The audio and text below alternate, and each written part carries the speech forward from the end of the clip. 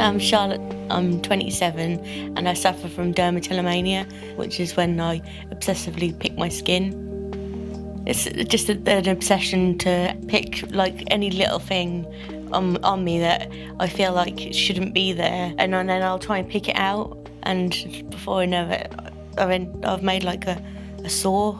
First realised when she had got trichotillomania and dermatillomania. Well, I noticed in her bra, that weren't very nice. I tend to pick my hands and my boob area. I tend to sort of re-pick open scars that I've already got because I think that there's hairs growing out of them. Sometimes I pick them so much that my bra sticks to them. It can be quite painful because it can sort of take the scab off them. I found tweezers with that much sort of blood on. She'd been tweezing her breasts and all sorts of other places, which, well, I just felt a bit sick really and want to help as much as I can. It's very heart-rending and hard for me to find the words to talk to her about it. Her condition is so severe, she is unable to do normal things with her daughter. Most mums can take their children at the parks and that, but my mum can't do any of that because she feels a bit self-conscious about herself and about how she looks and stuff like that. Charlotte was just 16 when she suddenly gave birth to Louise. She made the local news. Louise was born totally unexpected. Charlotte was very traumatised to start with. I didn't know anything about looking after babies. Being a teenage mum was not easy for Charlotte, and she was diagnosed with postnatal depression at 18. I would say Charlotte is massively depressed. She just sleeps to make herself feel better. She says if I have a big nap, it'll make me feel better when I wake up, but it never happens. I don't have much motivation, to be fair. I find it hard enough to sort of get out of bed some days. Charlotte being lazy in the house, yeah, that do wind me up a bit. But if that's all part of her illness, then I suppose we've got to accept it. Well, I'm more like Charlotte's carer than I am her partner at the moment. I'm just like a housemaid. I try and do the washing up, drying up, and cook most of the meals. Basically all the household chores there is to be done. I do feel bad that, Martin is left to do a lot around the house, but I just hope that once I'm more confident, everything else will fall into place. I do feel for Martin because if it was me, I wouldn't have been there. I would have been long gone. Charlotte's condition is taking its toll on her relationship with her mum. Charlotte and I are very close, but we don't see each other as much as I would like. Charlotte's mum will say she's coming to visit, and then she don't. And of course that winds Charlotte up. Sometimes I get a little bit upset that when she doesn't come and see me when she said she's going to. She told me one day that she wished I was her mum because I listen to what she's got to say. Charlotte was so desperate for help. A year ago, she made her problem public. Words can't explain how desperate I am to get better because I wouldn't say at the moment I'm living, I'd say I'm just existing. Now, can the Speakmans fix the girl with nowhere left to turn? Hello. Hello. Lovely Hi, to nice to meet you, Martin. Hi, Martin. Hello, welcome. Come on in. What we need to know is what's going on in your world to bring you here today. I've been picking my skin probably for about sort of 6 or 7 years. Okay. What was significant in your life at that time that made you just start picking? When my daughter went off to school, when she went into full-time education, I felt like I didn't know who I was supposed to be without her being about. And how much damage have you done with this picking? Because obviously you've been doing it a long time now. Well, my breast area is covered in scars. My legs, my arms. To be honest with you, all this is a symptom and there's a cause or causes behind it. So tell me about your childhood for starters and let's work through. I suppose having my daughter. in the way I had my daughter. I was just 16. I went to the toilet and I had really bad stomach pains and I thought that I had a dodgy belly. And then here came my daughter, £7.10. You go to the toilet with stomachache and you end up with a baby. I mean, what bigger shock can you ever get? So tell us about Louise.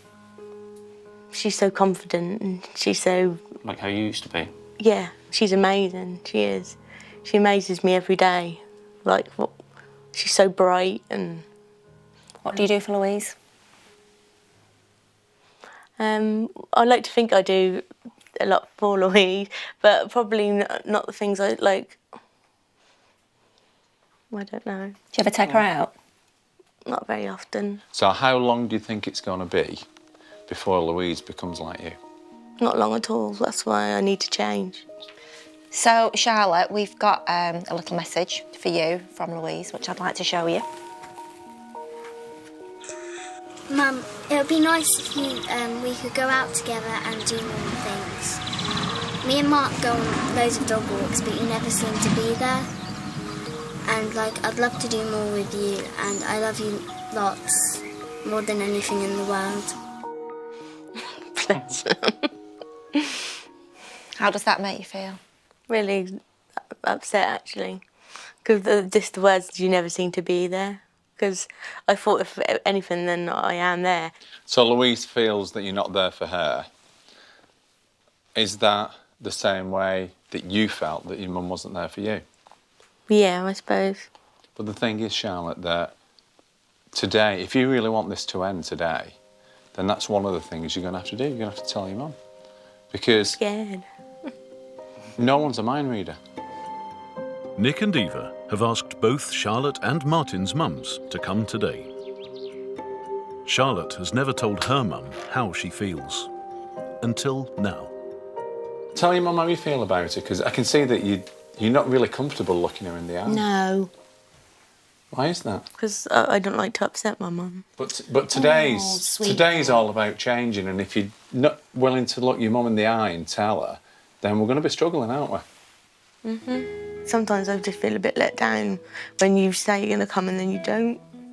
Oh, darling, I'm so sorry. Sorry. When I've contacted you, I ring you regularly. Yeah, you do ring me regularly. You always say, Mum, I'm not too bad. Yeah, I know. And why do you say that when that's not true, Charlotte? Because I know she's got other things to worry about. And I don't want, you know... But you know a lot of that. You want attention from your mum. Am I right? Probably. Like, I find it easier to talk to Martin's mum. I don't know why. I felt for Charlotte when Julia said she's coming to see her and she don't turn up. And I say, what again? I say, how many times are you got to let you down? You know, that's just not fair on Charlotte. What's your relationship like with Charlotte? Very good. I do tell her what I think. And if I think she's being bloody lazy, then I'll tell her she's being lazy. And that's nearly every day. One last question before we move on. What did you want to be when you grew up? Like a children's entertainer at like a holiday camp. And like, I used to be on the stage, I used to do singing, dancing. I used to love it all, just like my daughter does now as well. And when did you let that dream go? When I had Louise. I feel like it is too late now. But isn't that why you're here today? Yeah. Never too late, is it? No. Never too late. You can change this today. We can stop the skin picking, but Charlotte's got to change her lifestyle, and that involves all of you. Then what will happen? She'll find something else. She'll find something else to do. Because ultimately, she feels that she should be punished. And I'm not seeing anyone here that really wants to punish her. No. No one at all. So can I ask you, are you ready to change? Yeah, I am ready. I've been ready for a long time to change, but I just feel helpless that I don't know how to change. I've got to the point where I don't know who I am anymore or where even to start to fix things. So what we'd like you to do, if you'll leave Charlotte with us, and we can start working with her, and we can just say our goodbyes, if that's okay. I felt like my heart was being ripped in two. Please forgive me for not being there for you as I should have been. When I found out that Charlotte could speak to Kathy more than myself, it did hurt me, to be honest. So I'm hoping we can fix this after today. You look awful. Charlotte did get a bit upset at one point, but that's to be expected with the honesty and that. And I'm glad she was honest. The entire thing is one big mess, and the underlying issue here is lack of communication and people feeling that they can't be honest with each other. This is the start of the rest of my life, and there's no going back from now, and today's the day when I grow up, I suppose. For the past few years, 27-year-old Charlotte has had no confidence. She turned to self-harm to cope with her issues. Any little thing on me that I feel like it shouldn't be there, and then I'll try and pick it out, and before I know it, I've made like a sore. During mediation, she had to face some tough home truths about her daughter. So how long do you think it's going to be before Louise becomes like you? Can treatment with Nick and Eva help her finally move forward? So Charlotte, there's so much came out in that mediation with your family, and which I really appreciate. I can really see a difference in you actually already, that you've taken a lot of things Can you feel on board. that? Yeah, I can actually. Yeah, we actually both feel that it's almost like your life stopped still when you were 16 and you've kind of created this bubble. And so up until today, you were seeing the world through the eyes of a 16-year-old.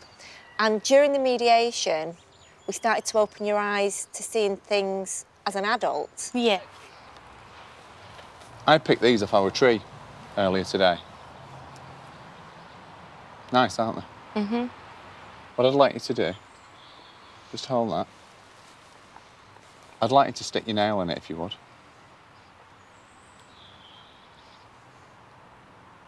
And again. Okay.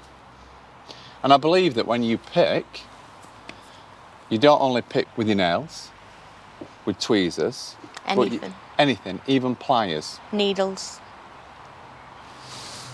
Compasses. Stick the pliers in it.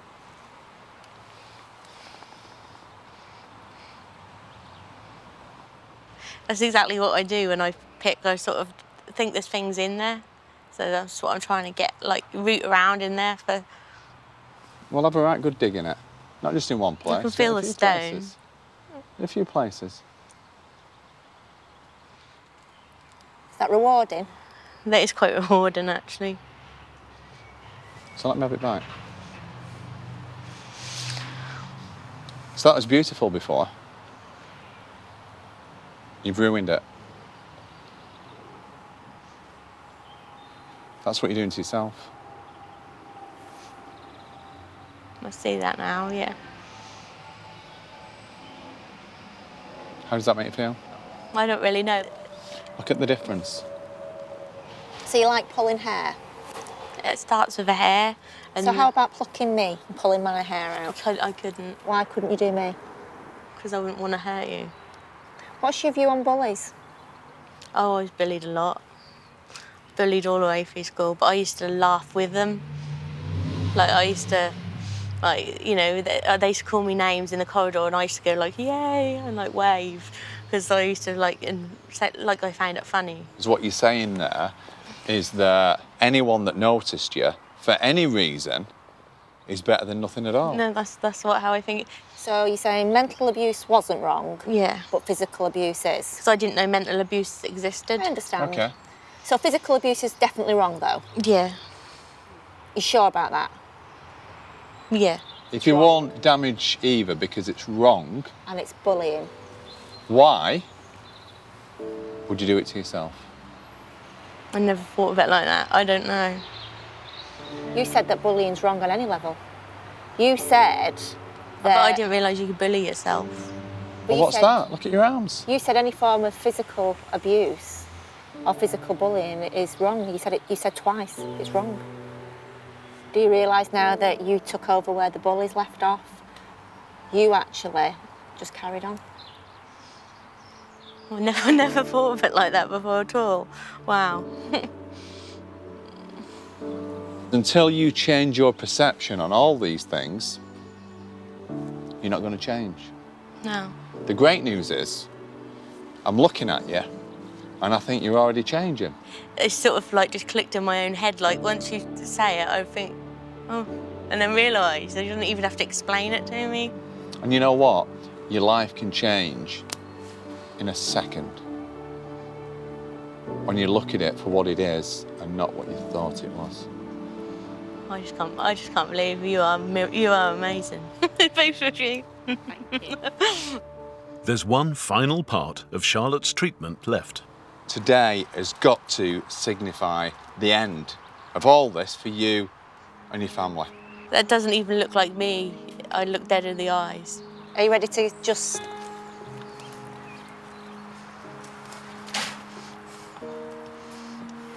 This is the thing you use the most. Yeah, they were my favourite ones. Your favourite ones. Is it time to get rid of them? Yeah. Okay. Okay. And one last final thing. We know that you picked your breasts so bad that they bleed. Yeah, sometimes I used to have to rip my bra off me because it would like stick so badly. Well, to signify that you would never, ever do that again and to get rid of the last traces of blood and pain that this problem created. Whose is that? Mine. We're burning it? Yeah. There you go. How does that feel? Feels amazing. And I can't, like, it feels amazing being able to burn it. Well, whenever you're ready, Just let it go. just let it go. And remind me, what was your dream? To be a children's entertainer. Yeah, like just work at like a holiday camp. Well, do you know what? We believe that your dream should come true. Really? Absolutely. How does that feel? Amazing. Should we go? Where are we going? Well, surprise. It's a surprise. Come with us. Come on. Charlotte now has a huge challenge ahead of her as a children's entertainer at a child's birthday party. Her family have arrived at the party venue, but they have no idea what's about to happen. I'm going to see my mum soon, and I'm really hoping she's going to get better so we can do all the things I'd like to do. Everyone's very apprehensive. I really do hope Charlotte's done very well. Just hoping everything goes well and she's fine. And, well, I'll soon find out when I see her. Hopefully she's a lot better than she was. Hello! We have got something really exciting to share with you. She's on her way. She'll be here in a minute. Charlotte is behind the scenes getting some last-minute tips from the professionals.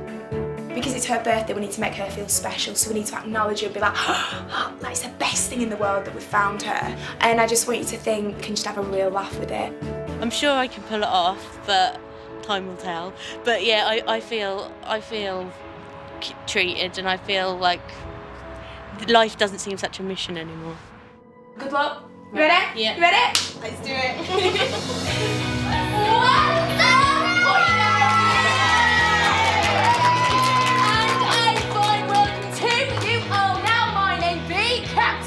And I'm Captain Sparkle. I'm really proud of my mum, and I wasn't expecting her to be in a pirate's outfit. She became Captain Sparkle. She looked very confident. She looked like she was really enjoying it. She looked fantastic. I never imagined how amazing and happy she looked. I did get a little bit emotional because I looked at Martin and then I see the tears in his eyes. I could see the family's faces. It was amazing. They were shocked, especially Martin. He was really fighting back the tears because he couldn't believe it. He saw a different girl. I was a bit surprised to see Martin get teary, but I think this means, well, everything to everybody.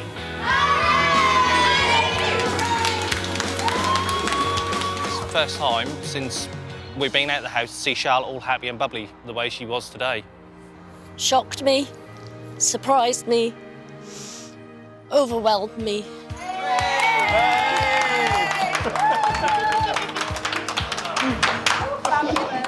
How was that? That was fun. Was it? You were amazing. You were amazing. We're all so proud of you, Charlotte. I love you too. We're going to love Right. you and leave you. Thank you very much. You're welcome. You're welcome. I know you do. I do try. Just enjoy everything. I will. Thank you. Today is the first day of the rest of my life with Martin and Louise. I hope to be the best mum and partner I can be because they deserve it. We heard that Charlotte was a woman that wouldn't even get off the sofa. We've just been watching her with a group of children leapfrogging and entertaining them, and for Louise to get that confirmation that her mum's okay is absolutely fantastic. It must have been really difficult for my mum, and I think it was really, really worth it because she really deserves it and she's the best mum in the world. No more lying on the sofa for me. I'm going to start looking for a job with a future and make Louise proud of me. The first thing I'd like to do when I get back is take my mum to the park with the dogs and have a big laugh. I'm never going to be plucking again. The first thing I'm going to do is do more with Lou, and just seeing her face today has made it all worth it.